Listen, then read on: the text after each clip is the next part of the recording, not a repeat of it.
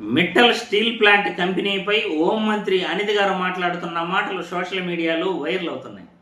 ఒక్కసారి హోంమంత్రి అనిత గారు ఏం మాట్లాడుతున్నారో చూసిన తర్వాత మళ్ళీ దీనిపై మనం విశ్లేషించుకుందాం.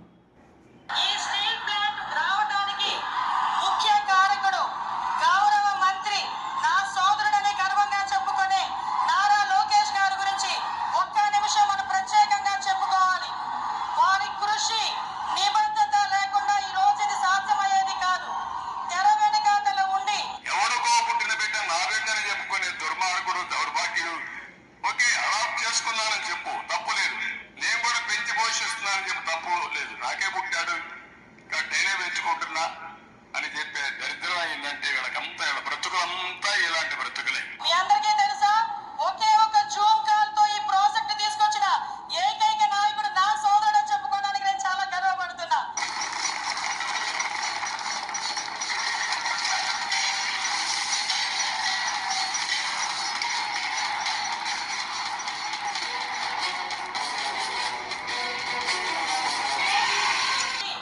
ఒకే ఒక జూమ్ కాల్తో లోకేష్ బాబు తీసుకొచ్చాడు అని గొప్పగా చెప్పుకుంటా ఉంది. మరి 2022 మే నెల 24వ తేదీ 2022 మే నెల 24వ తేదీ జగన్మోహన్ రెడ్డి గారు ఆదిత్య మిట్టల్ని కలవడం జరిగింది దావోస్లో. ఆ దావోస్లో ఆదిత్య మిట్టల్ను జగన్మోహన్ రెడ్డి కలిసిన తర్వాత రాష్ట్రంలో ప్రాజెక్టులపై ఇన్వెస్ట్మెంట్స్పై ఆయన మాట్లాడటం కూడా జరిగింది. ఒక్క జూమ్ కాల్ చేసేస్తేనే కంపెనీలు, పెద్ద పెద్ద కంపెనీలు ఏపీకి పరిగెత్తుకుంటూ వస్తాయా? అప్పటికప్పటికే ఫౌండేషన్ వేసేస్తారా? 2022లో జగన్మోహన్ రెడ్డి గారు ఆదిత్య మిట్టల్తో ఆయన చర్చలు జరిపాడు. అప్పటికప్పుడే 1000 కోట్ల ఇన్వెస్ట్మెంటు విశాఖ స్టీల్ ప్లాంట్ కోసం ఆయన తీసుకురావడం జరిగింది. ఆ క్రమంలోనే మిట్టల్ స్టీల్ ప్లాంట్ కంపెనీకి ఇన్వెస్ట్మెంట్ చేస్తాము అని ఆదిత్య మిట్టల్ గారు అప్పట్లోనే జగన్మోహన్ రెడ్డితో చర్చించడం కూడా జరిగింది. ఎవరికో పుట్టిన బిడ్డను నా బిడ్డ అని చెప్పుకోవటం చంద్రబాబు గారికి, తెలుగుదేశం పార్టీ నాయకులకు అది అలవాటే. 2022లో జగన్మోహన్ రెడ్డి ఆదిత్య మిట్టల్ గారితో జరిపిన చర్చల ఆధారంగా ఈరోజు ఆదిత్య మిట్టల్ కంపెనీని, స్టీల్ ప్లాంట్ కంపెనీని ఇక్కడ ఆంధ్రప్రదేశ్లో ఇన్వెస్ట్మెంట్ చేయడానికి ఆయన ముందుకు వచ్చాడు. 2022లో పడిన అడుగులే ఇప్పుడు ఒక కంపెనీ పెట్టుబడికి పునాదులు పడ్డాయి. మరి అది కూడా మీరు చెప్పకుండా లోకేష్ బాబు గారు ఒక్క జూమ్ కాల్తోనే ఇన్వెస్ట్మెంట్ చేసేశారు అని క్రెడిట్ చోరీ చేసే ప్రయత్నం మీరు చేస్తున్నారు అంటే మిమ్మల్ని ఏమనాలో కూడా అర్థం కావట్లేదు.